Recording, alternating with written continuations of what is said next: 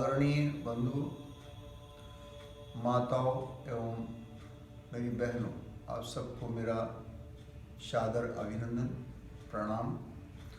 आज मैं जो चर्चा करने जा रहा हूँ योग पे, इसके पहले भी हमने कई वीडियो डाले हैं। आज हम बताएंगे आपको अर्ध मस्तिष्क आसन। अर्ध मस्तिष्क आसन की प्राथमिक क्रिया हमने आपको बताई थी, तो आज हम उसकी चर्चा करेंगे। अर्ध मस्तिष्क आसन होता क्या है और इससे क्या फायदे होते हैं। हमने आपको बताया था विस्तृत पाद अर्ध मस्तिष्क आसन। आज हम बद्ध पाद मस्तिष्क आसन करेंगे और मस्तिष्क आसन को हम 4 स्टेजेस में बांट करके आपको सिखाएंगे। लेकिन जो लाभ है ना, उस सभी में बराबर होंगे, चाहे वो पहला करे या दूसरा करे या तीसरा करे।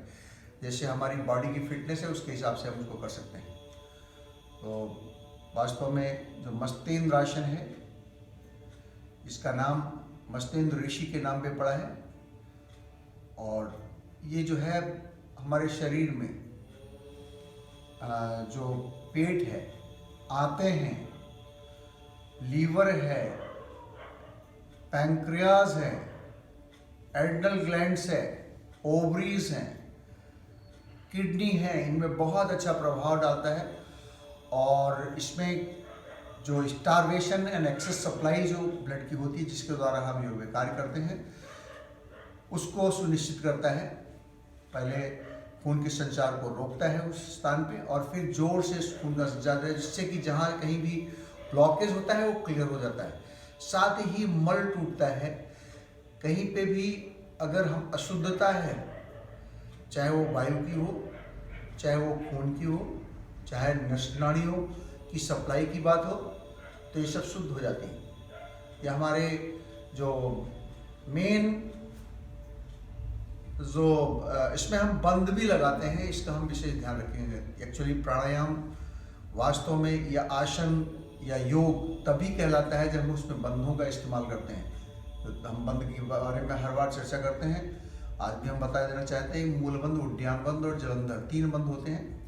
मूल जो हमारे नसनाड़ियों के फ्लोज को कंट्रोल करता है, उद्यान जो हमारे वायु दसों हवाओं को कंट्रोल करता है, और जितने भी श्राव हैं, जलीय श्राव हैं, उन सब का, चाहे वो खून का हो, चाहे वो हमारे अम्लों का हो, जितने भी जलीय स्राव हैं उनको कंट्रोल करता है हमारा जो जलंधर बंध। तो ये तीनों बंधों का कब कहाँ इस्तेमाल होता है हम आपको इसमें आसन में बताएंगे कि हम इसको हम मूल बंद लगाए करते हैं, बाद में उद्यान भी लगता है। इसमें जलंधर बंद नहीं लगता है, और सांस को लेकर के लगाते हैं, सांस को निकालते हैं कहाँ पे, वो सब चीज़ों का ध्यान रखना है। तभी ये हमारा फिर ध्यान, अगला जो स्टेज आता है उसमें ध्यान का होता है, तो बहुत महत्वपूर्ण है। तो सबसे पहले हम बैठने की स्थिति देख लें। मेरुदंड हमारी हरदम सीधी होनी चाहिए, और जब हम बैठते हैं तो वास्तव में हम सही बैठे हैं नहीं, तो इसको हम खुद चेक कर सकते हैं। तो हमें बटक्स पे बैठना है, इसके बाद में नाभि के पोर्शन को थोड़ा आगे कर देना है। जो हमारी जो बनावट है ना, नेचुरल बनावट है स्पाइन की, वैसे बैठना है, और थोड़ा आगे की तरफ आ जाएंगे।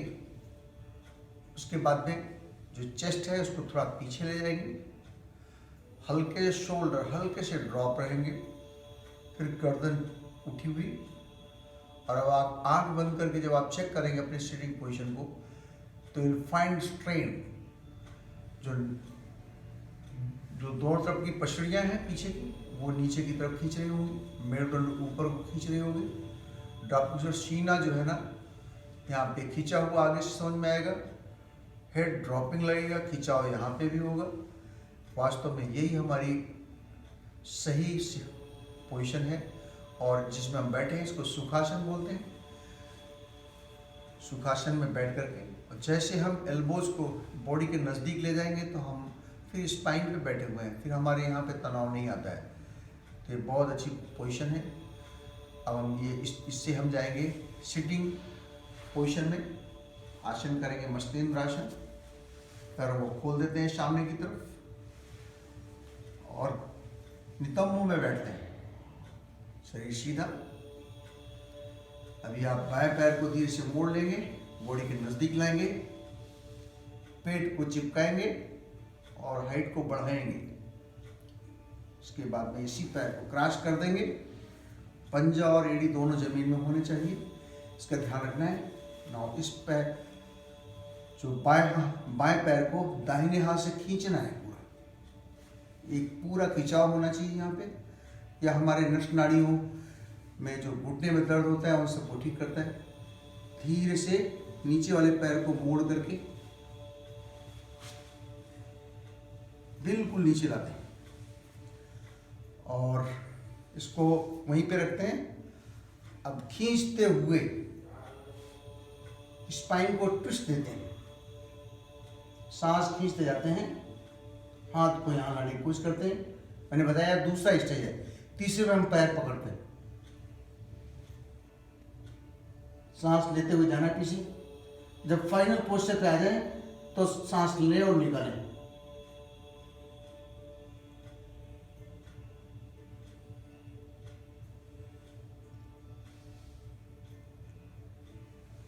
तीस सेकेंड रुकने के बाद में वापस आ जाएंगे। इसमें हम देखते हैं कि स्पाइन को ट्विस्ट कर देते हैं पूरा। जितने भी आर्गन है पेट के, इनमें सब में जैसे कपड़ा नीचे आ जाता है वैसे ही खिंचाव होता है, इससे मल टूटता है। यही प्रक्रिया हम दूसरी तरफ से करते हैं। दाहिने पैर को मोड़ेंगे, सीधे बैठेंगे, क्रॉस करेंगे, पैर को नीचे ले आएंगे। इसके बाद में इसको बाएं हाथ से दाहिने पैर घुटने को खींचते रहेंगे और फिर ट्विस्ट देना शुरू करेंगे। हाथ को पीछे ले जाएंगे,